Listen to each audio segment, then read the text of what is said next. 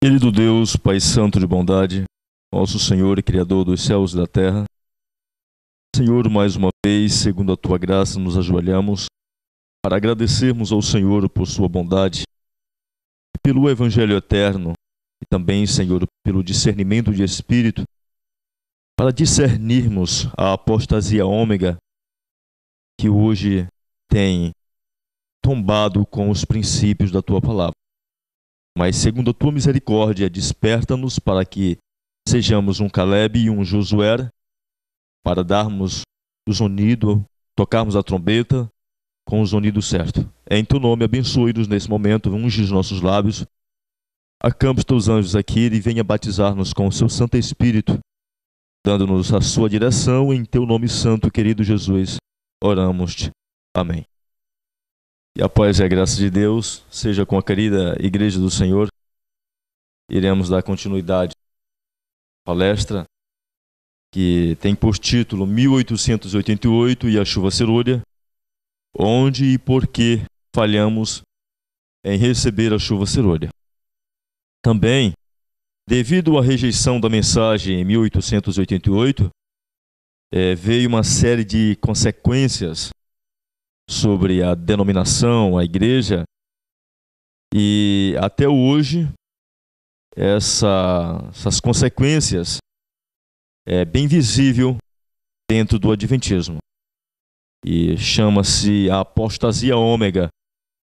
Nós estamos analisando aqui alguns traços, alguns pontos em que foram atacados, como temos falado sobre 1831, quando a igreja começou a enviar os seus ministros para as escolas protestantes. Chegamos à década de 1800, a década de 50, quando a igreja adventista entrou em acordo com os porta-vozes das igrejas evangélicas. E também frisamos um pouco sobre algumas doutrinas que a igreja entrou em acordo em rebaixar, para poder deixar de ser chamada a igreja uma seita. E falamos um pouco sobre a questão da expiação. Não tratamos profundo, somente demos um leve rabisco no assunto. E esse livro, O Adventismo, de Walter Martin, ele vem falando sobre os acontecimentos na época. E ele vem dizendo que, também vem mostrando que a apostasia ômega, ela atacaria a santificação, seria com a questão da perfeição, da vitória sobre o pecado. Por exemplo, ele diz assim: o crer numa expiação já terminada ou completa leva a gente à conclusão de que o cristão, individualmente, não está capacitado para decidir seu próprio destino. Ou seja, isso leva a igreja, os membros, a não decidirem o seu próprio destino. Mas ele continua: para o católico, já Cristo terminou sua obra de sacerdócio mediante a expiação na cruz, suprindo assim uma acumulação de méritos que deveriam ser aplicados na conta do pecador mediante a intercessão dos sacerdotes terrenais, de Maria e dos santos. Para o calvinista, Cristo terminou sua expiação na cruz, colocando dessa maneira o tema da salvação, além da influência da decisão humana. É desta crença de onde se deriva a doutrina da predestinação e sua doutrina irmã: uma vez salvo, salvo para sempre. Ou seja, Jesus já fez tudo por ti na cruz. Ele te salvou, guardou a lei por ti. Então hoje você não precisa mais guardar a lei, você não precisa se esforçar. Porque uma vez batizado, está salvo e pronto. Não faz falta ter uma boa imaginação para ver que não importa qual ramo desta teologia a gente escolha. Ao aceitar a doutrina de uma expiação terminada na cruz, se descartará a verdade do ministério sumo sacerdotal de Cristo no santuário celestial. Uma vez feita esta concessão, outras verdades pronto se corroem. Se é verdade que o ministério sumo sacerdotal do céu não existe, então qual é a razão do santuário celestial? Que mérito existiria na purificação do santuário que não existe? Que se poderia dizer da profecia dos 2.300 dias de Daniel? E que necessidade haveria de uma igreja remanescente se esta não tivesse uma verdade maior que proclamar ou uma missão especial que realizar? Então, ataque uma coisa e será derribada todas as outras. Então, esse é o que a igreja fez de uma forma sutil com respeito ao ataque das verdades. Um outro livro, o Ômega, na página 51, diz assim: o Ômega também interpretará mal a obra de Cristo, apontando ao mesmo tempo em um sentido oposto. Em outras palavras, há uma possibilidade de que o Ômega de heresia letais tentará colocar Cristo totalmente fora do homem, introduzindo assim a confusão sobre a santificação, porque torna a salvação totalmente externa. Ou seja, então a apostasia ômega, o ataque da apostasia ômega, ou seja, a apostasia geral da nossa organização, seria contra a completa vitória do homem sobre o pecado, com respeito à santificação, colocando o homem, Deus fora do homem. Ou seja, colocando a santificação de uma forma completamente externa. E chegamos também a mostrar, estamos focalizando a questão de uma falsa chuva serôdia, que devido a uma falsa santificação, uma falsa ideologia com respeito à santificação, a igreja agora saiu para buscar uma santificação, pedir pela chuva serôdia sem estar preparada. Uma falsa chuva serôdia, que a palavra de Deus profetizou que viria antes da verdadeira chuva serôdia. E mostramos também que a igreja está buscando a chuva serôdia com base somente na oração. E mostramos dentro da palavra que não foi isso que aconteceu nos dias dos apóstolos. Então agora nós iremos também focalizar um pouco com respeito a um outro ponto que finalizamos com respeito à reforma pro saúde. Na apostasia alfa, o pastor Gilbert, ele vem tratando desse assunto de uma forma muito minuciosa. E ele vem mostrando que a reforma pro saúde foi atacada na apostasia alfa e também seria um dos meios que o Senhor iria preparar o seu povo para receber a chuva serôdia. E então, se a reforma pro saúde é um dos principais meios pelo qual o homem dá o primeiro passo para vencer os seus pecados, então é lógico que a apostasia ômega trataria de atacar a questão da obra médica missionária da reforma pro saúde de uma forma muito sutil. Iremos tratar desse assunto a partir desse momento. Vamos ver o que o pastor Gilbert fala no seu livro Ômega. No alfa, a saúde da obra estava tão comprometida que Deus enviou admoestações avisando, contrafazendo a coisa toda. E ele citando um texto do Espírito de Profecia, em Testemunhos, volume 6, página 288, está escrito assim: vez após vez tenho sido instruída, diz a serva do Senhor, que a obra médico-missionária deve possuir a mesma relação para com a obra da terceira mensagem angélica, que o braço tem para com o corpo. Sob a direção da divina cabeça, deve trabalhar unidos no preparar o caminho para a vinda de Cristo. O braço direito do corpo da verdade deve estar constantemente ativo, trabalhando incessantemente, e Deus o fortalecerá. Não deve, porém, tornar-se o corpo. O profeta João, a Bíblia vem caracterizando que a reforma pró-saúde na vida de João vem tratando que para preparar o caminho de Jesus Cristo na sua primeira vinda, João teria que ser um reformador, teria que praticar a reforma pró-saúde de uma forma muito prescrita. E João representou aqueles que iriam preparar a segunda vinda de Cristo. E hoje a terceira mensagem angélica, ela deve estar unida com a reforma pró-saúde. E Ellen G. White diz que a reforma pró-saúde é o braço direito da mensagem do terceiro anjo. Olha, aqui está uma porta, aqui está o corpo. Agora eu pergunto, o que abre a porta? É a mão.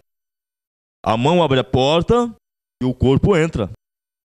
Então, o corpo representa as outras verdades que Deus concedeu à igreja. Santuário, sábado, expiação, 2.300 tardes e manhãs. A série de princípios que o Senhor concedeu. Então, a reforma pró-saúde, tem que estar na frente, abrindo a porta para a entrada de outras verdades. E Ellen G. White chega a dizer no Conselho sobre Regime Alimentar que a reforma pró-saúde é uma cunha que abre, que dá entrada para outras verdades. E vamos continuar com o comentário do pastor Gilbert.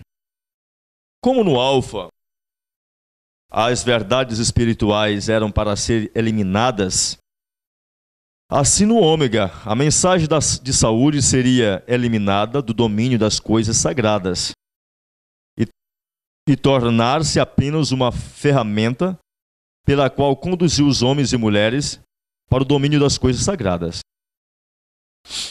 Assim aconteceria com os homens. Não constituiriam que a violação da lei natural ou física é pecado. Ou seja, tanto o Alfa como o Ômega levou a Igreja de Deus a deduzir que pecado contra o físico, pecado contra a mente, contra o corpo, não seria pecado. E saúde deveria ser saúde, diz o pastor Gilbert, e religião seria religião. As duas estariam divorciadas, desligadas uma da outra. E como a Bíblia mostra o espírito de profecia, o braço deve estar ligado ao corpo. A reforma pró-saúde deve estar ligada com a terceira mensagem angélica. Mas a apostasia ômega, ela divorciou essa mensagem, a reforma pró-saúde, a obra médica missionária, do evangelho, da terceira mensagem angélica. Somente dessa forma, o povo de Deus jamais poderia se preparar para receber a chuva serôdia. Continuemos mais. As duas deveriam ser divorciadas uma da outra. Este pensamento se desenvolveu até que a grande maioria do ministério da denominação de ponto de vista, até que a grande maioria do ministério da denominação, este ponto vital, e assim a teologia e a religião da denominação tem por ano sido dada neste molde. E note, tem havido, diz o pastor Gilbert, uma correspondente decadência na reforma de saúde, como dada pelo Espírito de Deus, até o ceder ao apetite em comer e beber, e por parte de nossos pregadores, pastores, que se tornou proverbial e objeto de mofa, diz o pastor Gilbert. Junto com esta decadência da reforma de saúde, há um correspondente declínio da espiritualidade, que estas duas obras devem estar ligadas, juntas, tornado simples na seguinte declaração da revista Herald, 27 de maio de 1902. Está escrito assim: tem havido uma queda contínua na reforma de saúde. E como resultado, Deus é desonrado por uma grande falta de espiritualidade. Ou seja, devido o povo de Deus ter se afastado da reforma pro saúde, o que aconteceu?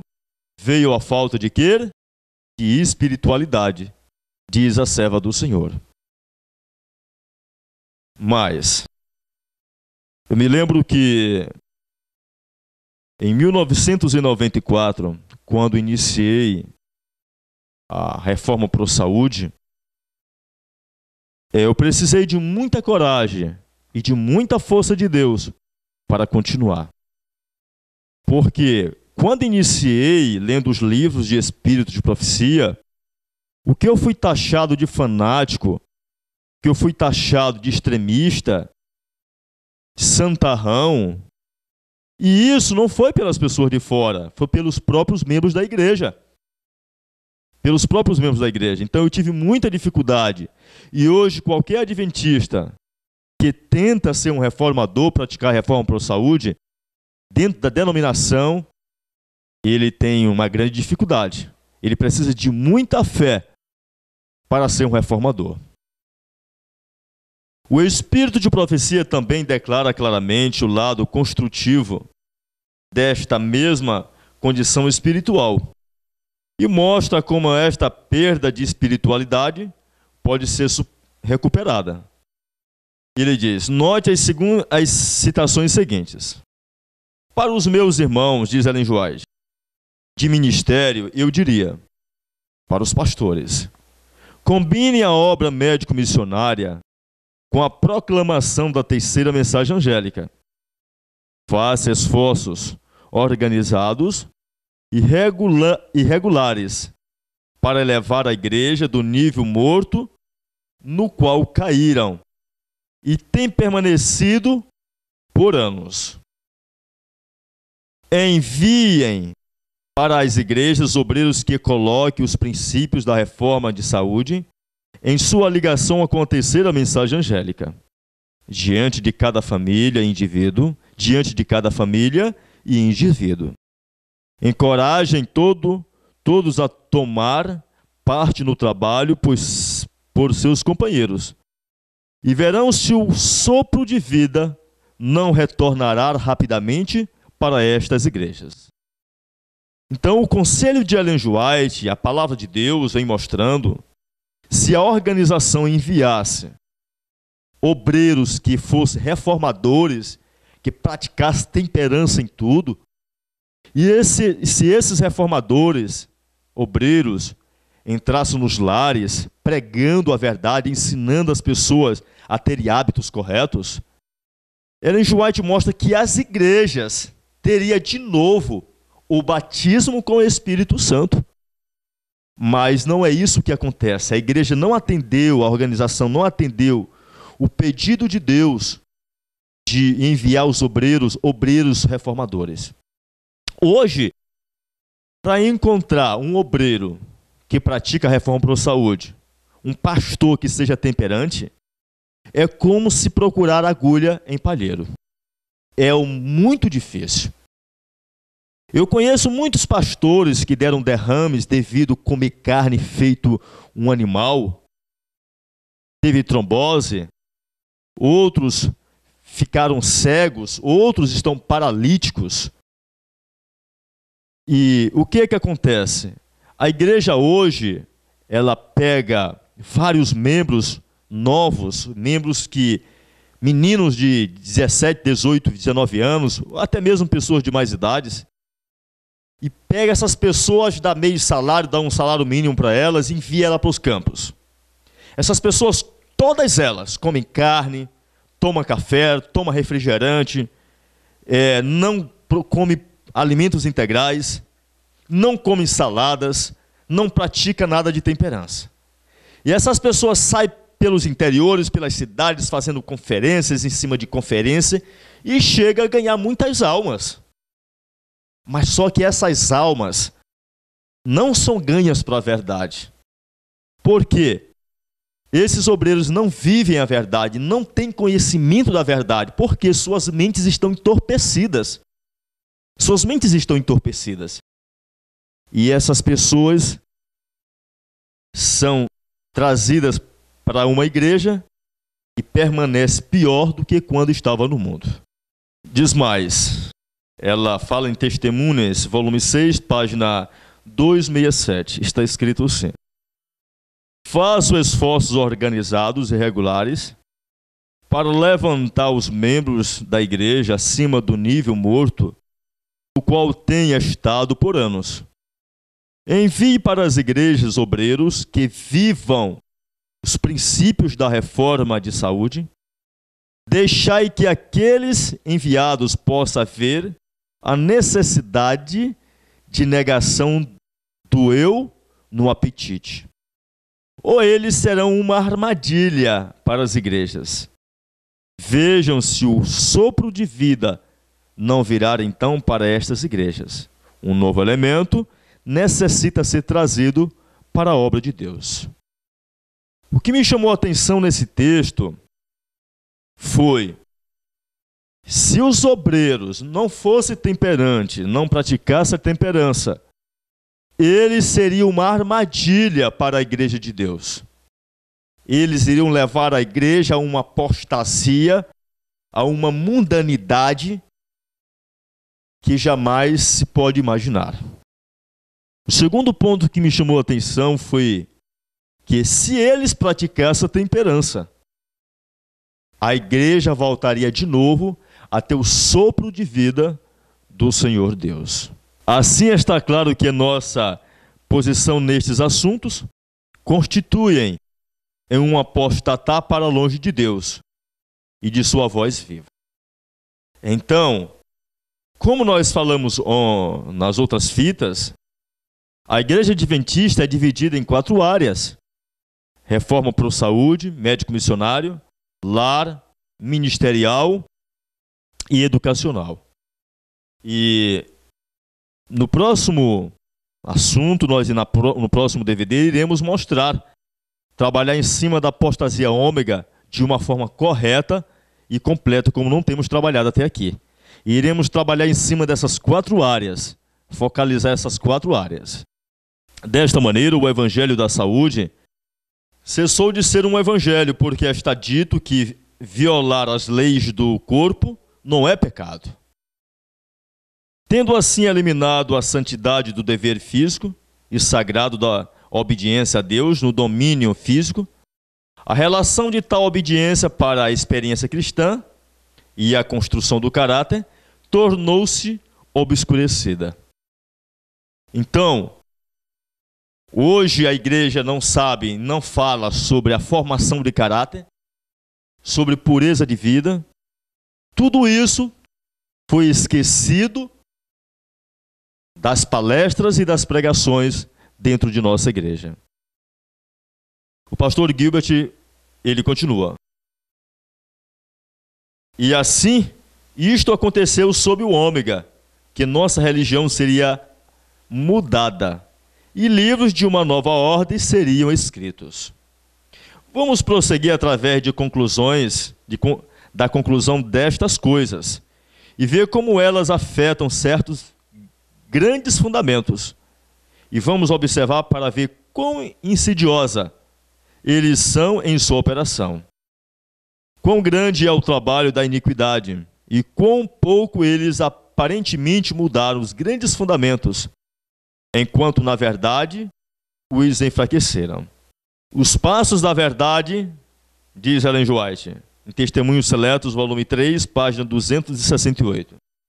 Os passos da verdade correm juntos, bem ao lado dos passos do erro. E ambos os rastros podem ser vistos como os mesmos por uma mente tão trabalhada pelo Espírito Santo, os quais assim não são rápidos em discernir a diferença entre a verdade e o erro. Então a verdade, ela passa bem próximo do erro. O erro está próximo da verdade. Ela diz: somente uma mente iluminada pelo Espírito Santo de Deus é capaz de discernir entre o certo e o errado. Agora imagine, a palavra de Deus nos mostra que a intemperança, a glutonaria, comer os alimentos que Deus não nos recomendou, entorpece as nossas mentes. O Espírito Santo se comunica com o homem, não é nos pés, não é com as mãos do homem. O Espírito Santo transmite sua vontade pelas faculdades, pela mente do homem. É usada a mente do homem, certo? Transmite sua vontade na mente do homem. Se essa mente está obscurecida, então ele não pode comunicar suas verdades, dar seu discernimento ao homem. O homem agora passa a aceitar o erro no lugar da verdade, e a verdade é rejeitada como se fosse erro, devido a uma mente obscurecida com café, com Coca-Cola, refrigerantes, açúcares e intemperança de todas as formas. A reforma de saúde, diz o pastor Gilbert, é dada um grande lugar no plano de Deus, de nossa experiência de vitória, de vida vitoriosa. Nós não podemos obter justiça pela fé que negue a reforma para a saúde.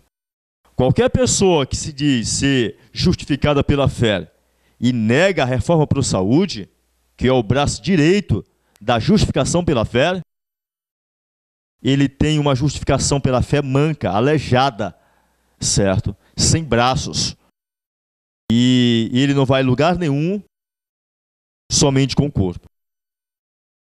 A reforma de saúde me foi mostrada é uma parte da terceira mensagem angélica. E eu vi que nós, como um povo, devemos fazer um movimento de avanço nesta grande obra.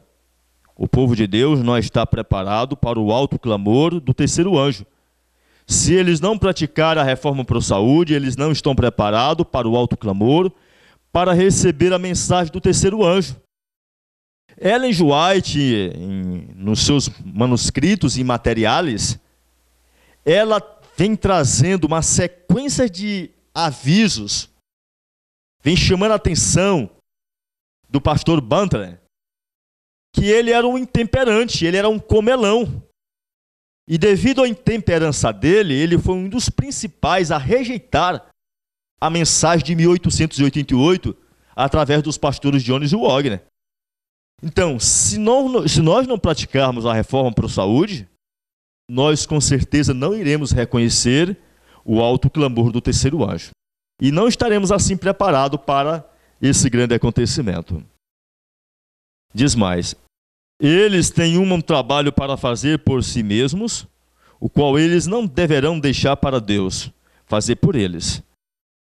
Apetite luxuriosos faz escravos homens e mulheres, e anuvia seus intelectos e estupifica suas sensibilidades morais, é um tal grau que as sagradas e elevadas verdades da palavra de Deus não são assim apreciadas. Exatamente.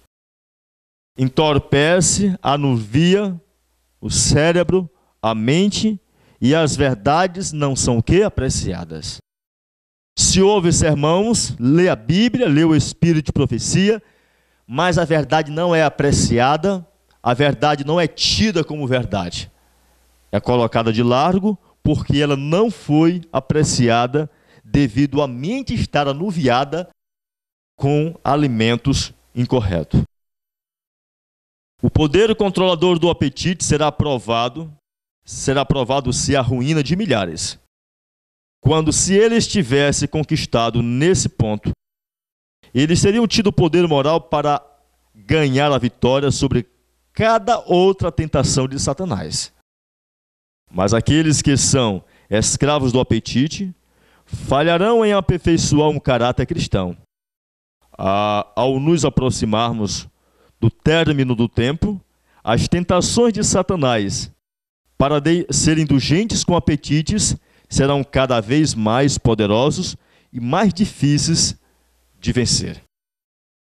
Se alcançarmos a vitória sobre o apetite, Se tivermos uma completa vitória sobre o apetite, conseguiremos vencer qualquer tentação de Satanás. E ela diz mais que quanto mais o tempo se aproxima da vinda de Jesus, mais as tentações se tornam mais difíceis de serem vencidas. É impossível para aqueles que são indulgentes com o apetite obter a perfeição cristã. Diz Testemunhos para a Igreja, volume 3, página 491 a 492. Deus exige que os apetites sejam puros e que a negação do eu seja praticada com respeito àquelas coisas que não são boas. Esta é uma obra que deverá ser feita antes que seu povo possa estar diante dele como um povo aperfeiçoado. Testemunhos, volume 9, páginas 153 a 154. Diz mais, a rejeição, o pastor Gilbert comenta, a rejeição do lugar de obediência da reforma de saúde tem na experiência cristã, unida com o desejo de poder dos dons, para obter vitória, naturalmente produz um desejo de assegurar a saúde por meio de miraculosos, ao invés de ser pela obediência. Aqui é que os adventistas do sétimo dia, a maior parte deles irão entrar no cano junto com os evangélicos. Por quê?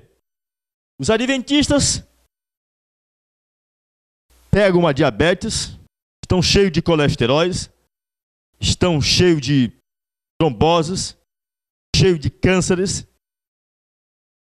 Se eles praticassem a reforma para a saúde, diz Ellen G. White, se a alimentação fosse mudada, a saúde seria recuperada. Então agora eles buscam, eles vão orar a Deus para que Deus cure suas doenças. E não é Deus que vai ouvir suas orações. Porque a Bíblia diz que nós não devemos orar por aqueles que não praticam a reforma para a saúde, que conhecem a reforma para a saúde, e sabe que aquilo que ele está comendo é prejudicial à saúde dele. Então o Espírito de Profecia fala que nós não devemos orar por essas pessoas, porque Deus não vai ouvir nossas orações. O que essa pessoa deveria fazer é abandonar aquilo que vem prejudicando sua saúde. Depois que ele abandonasse a reforma imprópria, ele deveria orar pedindo as bênçãos de Deus e as bênçãos viriam. Então agora eles irão orar pela cura de suas enfermidades. O diabo vai aparecer e vai curar suas enfermidades. E eles irão ficar curados pensando que é o poder de Deus através da chuva cerúlea. Quando não é o poder de Deus. Porque a cura de nossas enfermidades, ela vem através da completa abstinência de tudo que não presta e de um completo negação do próprio eu e de viver completamente a reforma para a saúde. Se nós vivermos essa reforma para a saúde, a Bíblia vem mostrando o espírito de profecia que a nossa saúde será garantida por Deus. Nós receberemos as bênçãos de Deus. As bênçãos de Deus acompanham a obediência. Não existe bênção sem a obediência. Diz mais. Por causa da situação que já escrevemos, este engano muito mais naturalmente assedia o ministério. E assim há entre nós, como um povo, um desejo de curas miraculosas, não segundo a ordem de Deus, a qual já está provendo uma armadilha para a denominação adventista do sétimo dia. Ou seja, o diabo já armou, já preparou sua armadilha para a liderança e ela já caiu. Então ela hoje já iniciou esse processo de reavivamento, de curas miraculosas, levando o povo, a igreja, a buscar a cura através da oração, de somente oração, sem obediência à palavra de Deus. E eles irão receber curas, mas só que não vem do céu, essa cura vem através do poder de Satanás.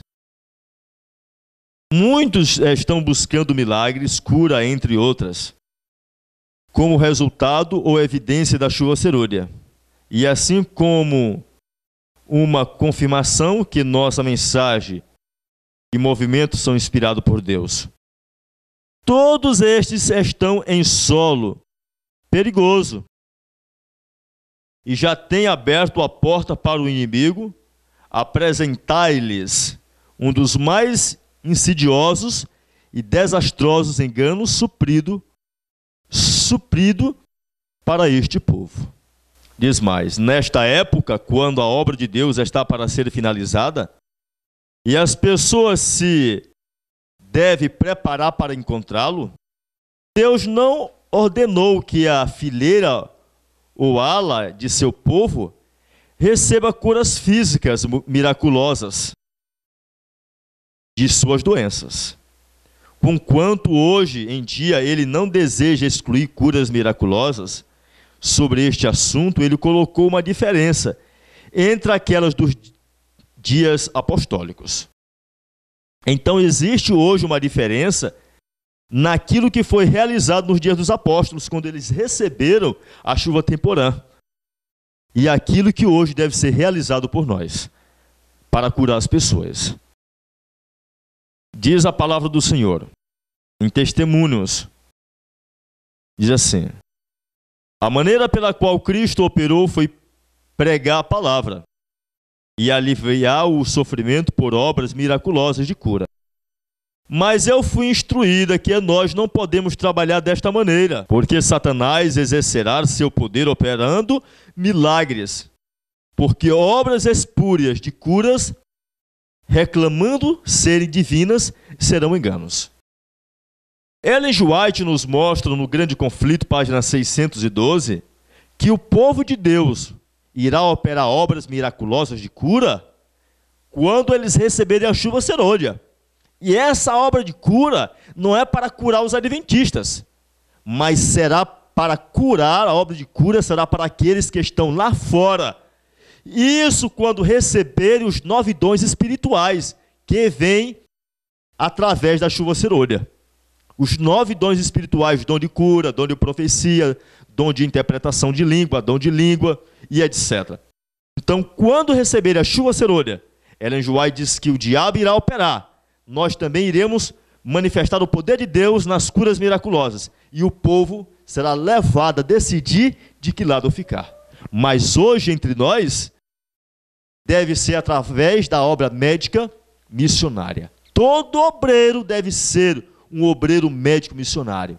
Deve compreender as leis da saúde e deve levar tratamentos naturais através das ervas, através da água, através do barro, através dos 8 remédios que Deus deixou.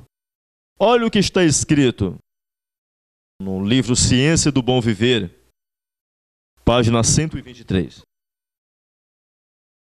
Remédios naturais.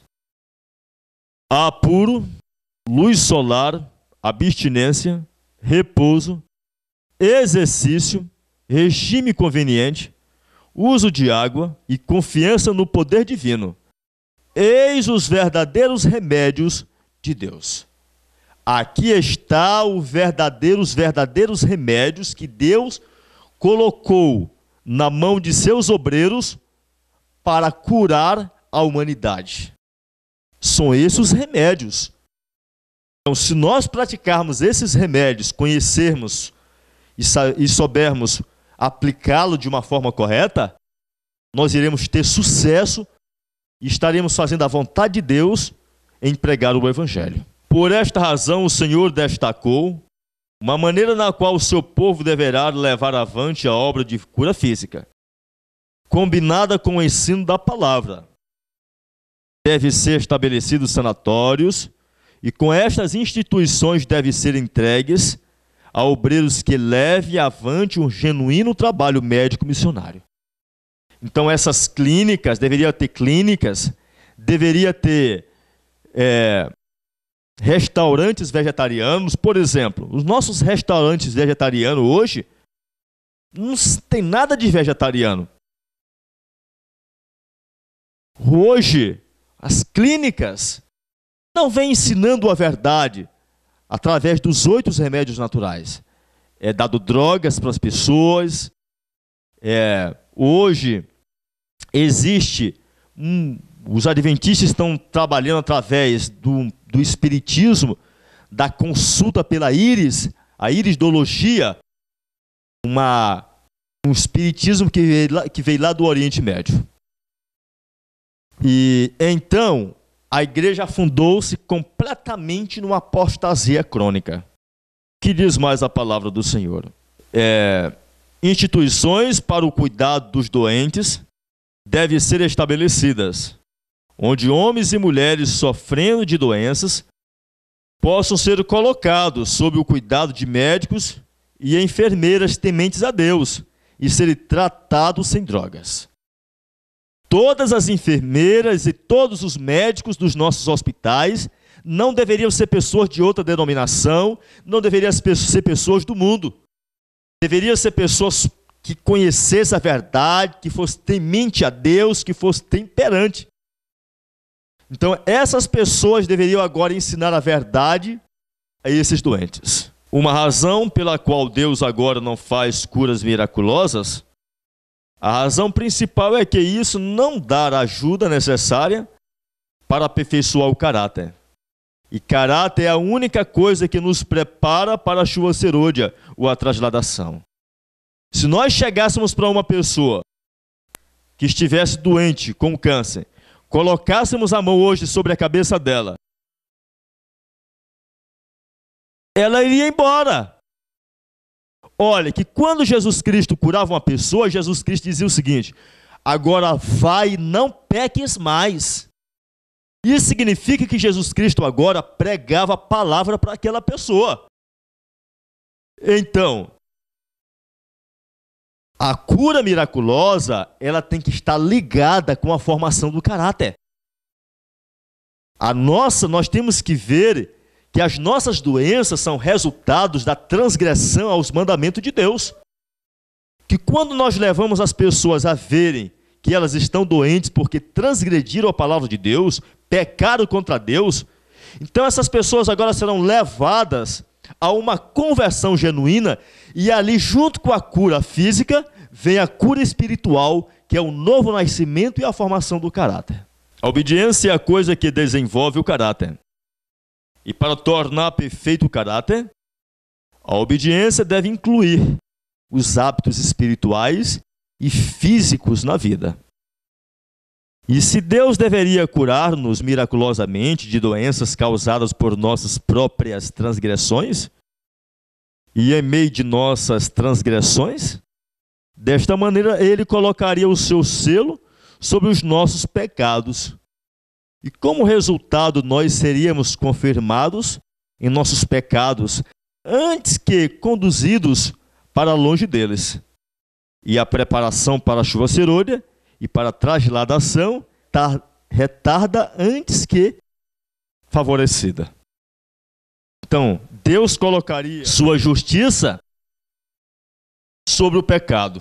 Se ele nos curasse através das operações miraculosas, sem nos levar a abandonar nossos atos pecaminosos.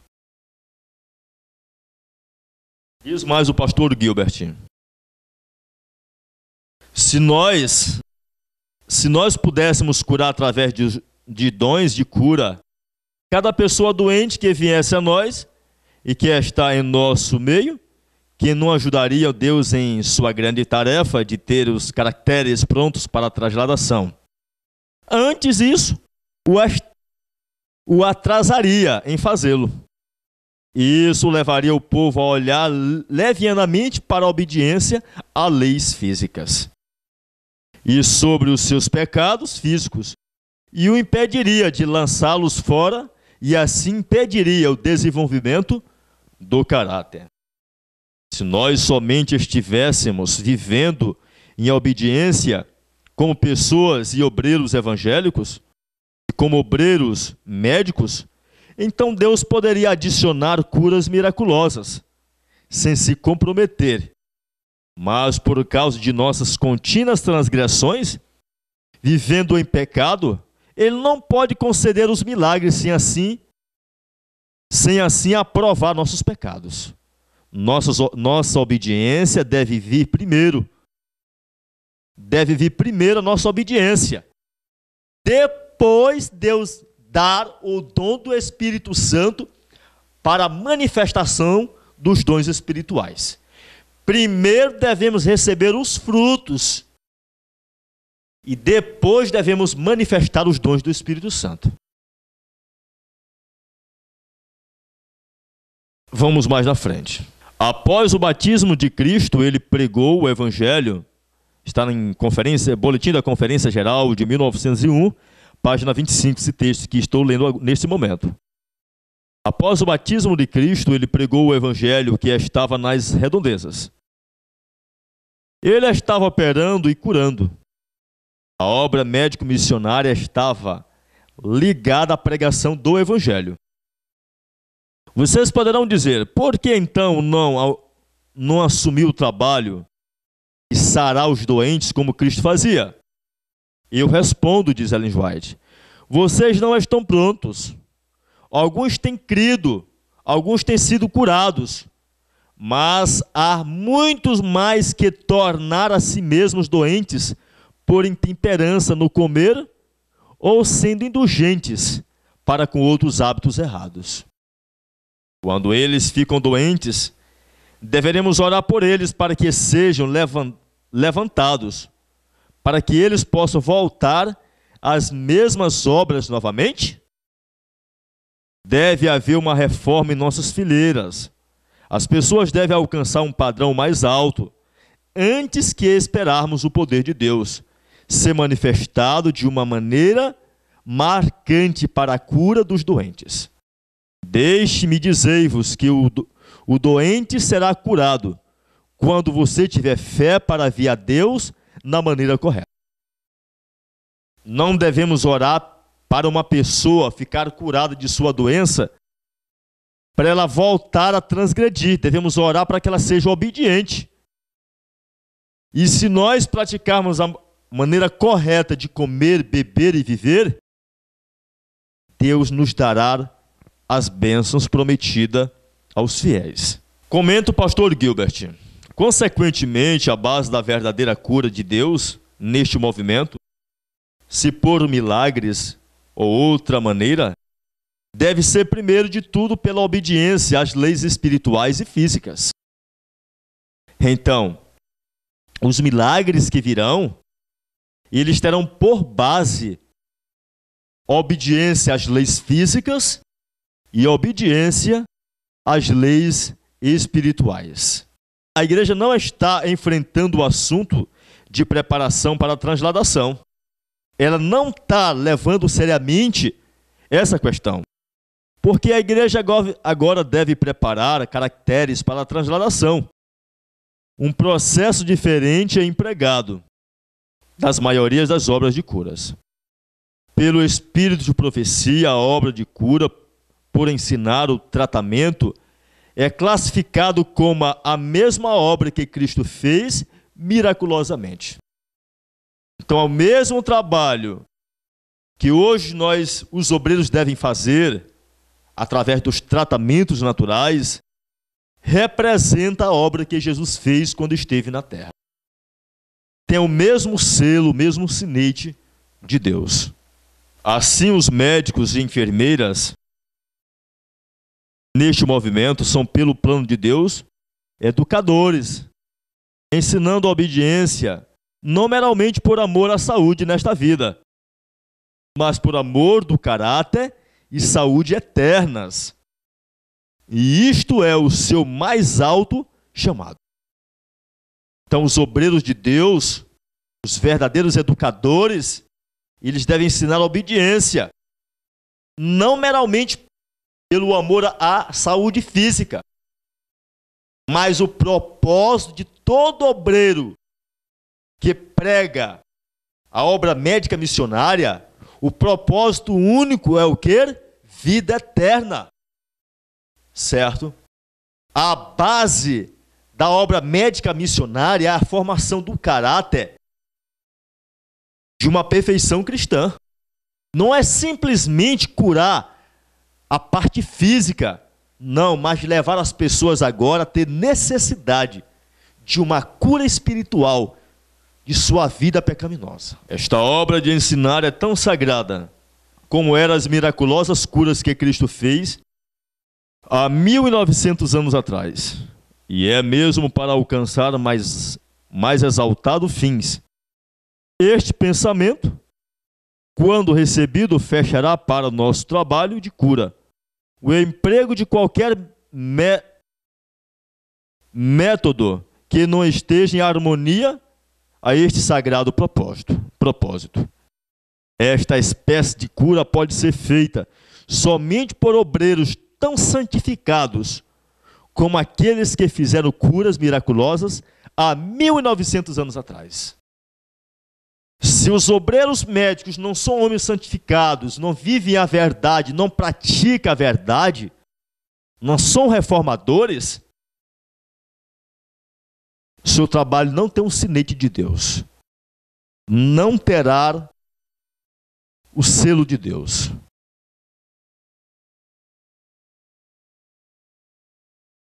Sem esta concepção de princípios de cura, o ensino do que nós usualmente chamamos verdades espirituais seria feito de maneira que seguramente conduziria a uma concepção errada de fé, desequilibrando a relação entre fé e obras, e assim levando uma maneira não sadia de experiência cristã, buscando a chuva serôdia sob uma falsa premissa e assim vindo à perda de nossas almas. Deus sabe o que está fazendo quando faz mensagem de saúde. Quando faz da mensagem de saúde uma parte da terceira mensagem angélica. Nosso movimento não pode obter o triunfo até que nós nos unamos neste assunto. Isto é conhecido por Satanás, e ele está jogando por todas as nossas almas sobre essa questão. Aqueles que cedo ou tarde não obtêm o correto entendimento do propósito de Deus no fechamento da obra para curar por métodos naturais, dos quais a obediência é a base, e está em harmonia com isto, mas cedo ou mais tarde serão apanhados na armadilha de alguma espécie de cura miraculosa. Que triste engano